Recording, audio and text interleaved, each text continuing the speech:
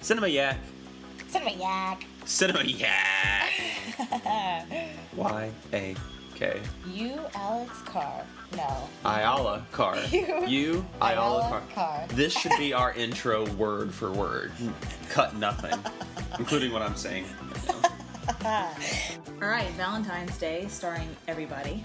Yep, essentially everyone that has an interest on the commercial market, anyone that you could possibly find appealing if you're interested in Hollywood explaining how love works. This is Gary Marshall's 2010 magnum opus. Yeah, I liked it. I thought it was. I think it's really funny. It's really cute, and you laugh and you cry, and I like the idea that there's 100 different stories. It's not just your typical love story or Valentine's Day story. You know, you have maybe it's too much having so many stories, but it's like looking at so many different things. You know, it's like going into a museum and you have this painting and this painting and this painting. You know, there's just so many different things to look at and see, and you know, all the different stories. It creates something really nice. You know, I mean, yeah, it's. I like these kind of movies that have lots and lots of characters, but if they're rather than having just one typical Valentine's Day story that you could get in any movie, I feel like we had 24 typical boring Valentine's Day stories. Oh, they weren't. I think they're each one unoriginal. You know, I don't see any kind of. I don't know. I don't really see any originality in any of them. I mean, there's a lot of them, and that's cool, but... Well, I mean, any love story is really going to be the same.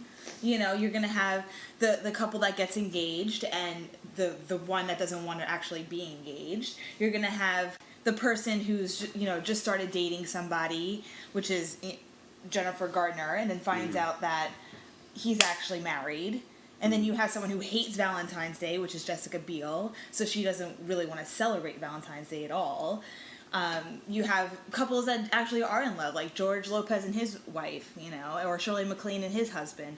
Although we do learn that Shirley MacLaine had an affair, and before they renewed their vows, she wanted to be honest about that. But, I mean, you really kind of have any love story that's going to happen in real life is there.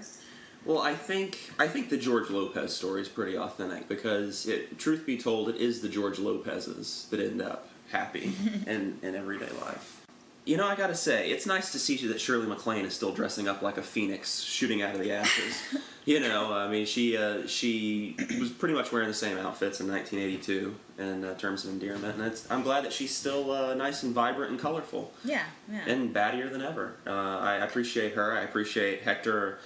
I always mispronounce it. Hector Elizondo. Mm-hmm. Hector Elizondo. I don't know. Most of these actors, they're dispensable to me.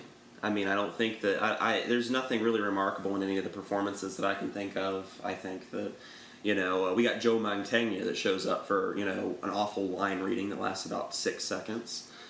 We got the wolf guy from New Moon. Taylor Lautner. Yeah, and who's Taylor Swift's boyfriend. If that's not a combination terrible. In complete hell, I don't know what it is. Yeah, These two. They were pretty pathetic too, but, you know, I mean, honestly, like, this is not an Oscar-winning comedy, you know? It's just like, it's Valentine's Day. What really can you expect from it? I'm actually very surprised about how well it turned out. No? You disagree? I don't know. I'm just hesitant to like it because all of the epiphanies, all of the supposed lessons of the movie seem pretty adolescent and arbitrary to adults. You know, I mean, it's nice that we get this preteen, well, not preteen, but this teenage story of these kids in high school that, you know, decide they're gonna have sex for the first time on their lunch hour, and you know, one of them gets caught by the mom. Now, see, that's a sequence I can get behind. That was pretty funny. Yeah, it's funny and it's typical. You know? It is, yeah, I mean, it is, but, I mean, that's not to say that the typical can't be funny every once in a while, but, I don't know, there's just an overall sugary, super sweet, saccharine quality that the movie has that kind of makes me inch away from it. Well, it's Valentine's Day. I mean, come on. It has to be sappy and cheesy and, you know, like that. It has to be.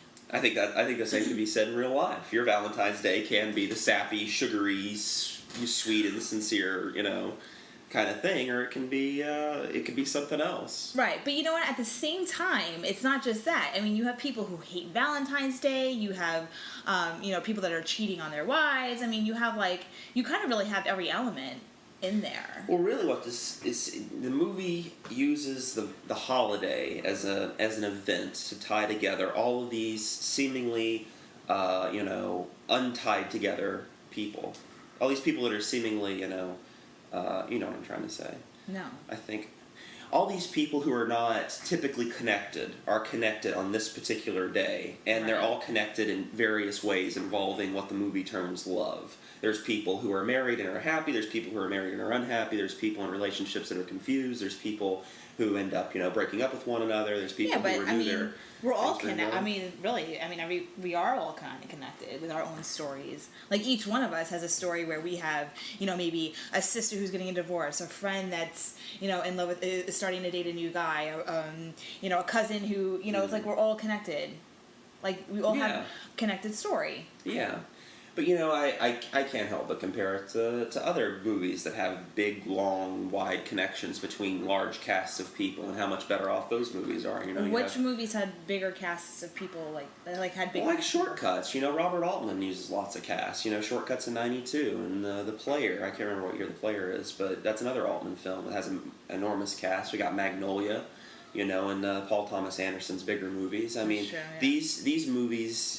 take the idea of using a big cast and they actually, I think, flesh something out. I think that the ginormous cast, and I mean that was a whole point in the marketing of the movie. That was a whole aspect of this movie, is that this is the cast of the millennium. This is everybody you could possibly be interested in right now. And I'll be damned if it isn't, in terms of Hollywood. But so it's the cast, but what about the script? I think that the script ended up leaving most of these stories kind of underdeveloped. Well, when you're talking about Valentine's Day, it is cheesy. So how could they make it even better? Like a comedy, just an out and out wacky comedy with that kind of pairs away all the super ultra uber sugariness. I just think there's so much. So take out a couple of flowers and a box of chocolates. Yeah, minus a couple of flowers and a box of chocolates, then you got yourself a movie. And you could eliminate about, I don't know. Okay, and for example, this is a movie like this done right, for my money, is Love Actually. That's a movie that has a huge cast. Mm-hmm. It is definitely about love. I would say that it's about love. Well, let's qualify it this way. It's as close as movies can get to the idea of love, without actually just pushing over the cliff into Candyland. Wait, but that's with Adam Sandler, right? Love Actually is with Hugh Grant and Colin Firth. It's the British movie that has it. And you see, even that movie, I think that there's a couple storylines that could perhaps be excised. This one, I don't know. I start to look at, all the different characters that we have, and then the naturally more interesting stories sort of, filter themselves to the top and leave the rest of them behind, It does kind of do that. But at the same time, you kind of get bored with a lot of it.